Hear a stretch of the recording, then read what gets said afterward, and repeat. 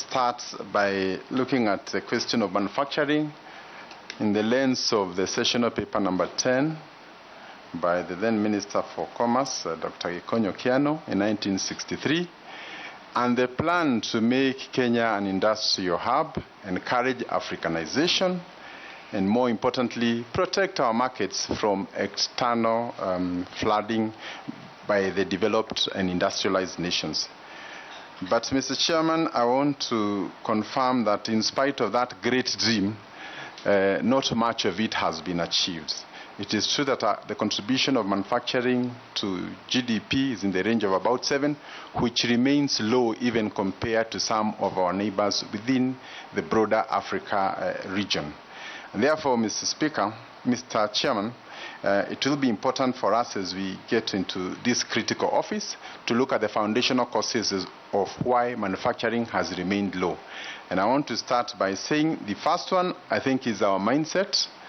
And I say this with the full knowledge that very few of our students will go to school in the hope of owning an industry one day. They can dream of anything else, but industry is not one of those things we have taught our people to imagine or think they would ever want to get into. So therefore, it will be important, first of all, to try and work on the psychology of our people to make them understand that where the money is not in the primary extraction, but in the value addition that we find in industry.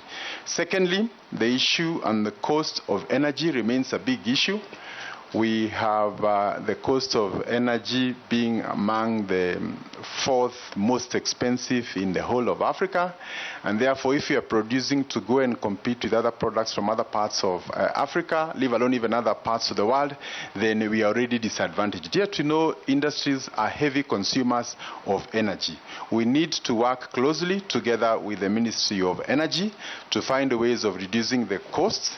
But I think more importantly, Mr. Chair, is to look at the elephant in the room, which is basically energy agreements that were signed a long time ago that continue to put our energy at extremely irrational levels, thereby making manufacturing in Kenya very difficult.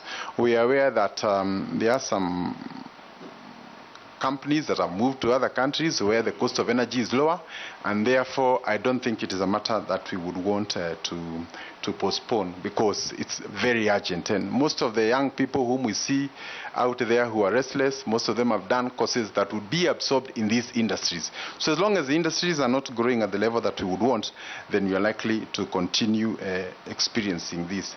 Then lastly, our trade agreements and other engagements with partners, which means that through the EAC, through other multilateral agreements, sometimes we have ended up getting the last side of the agreement, meaning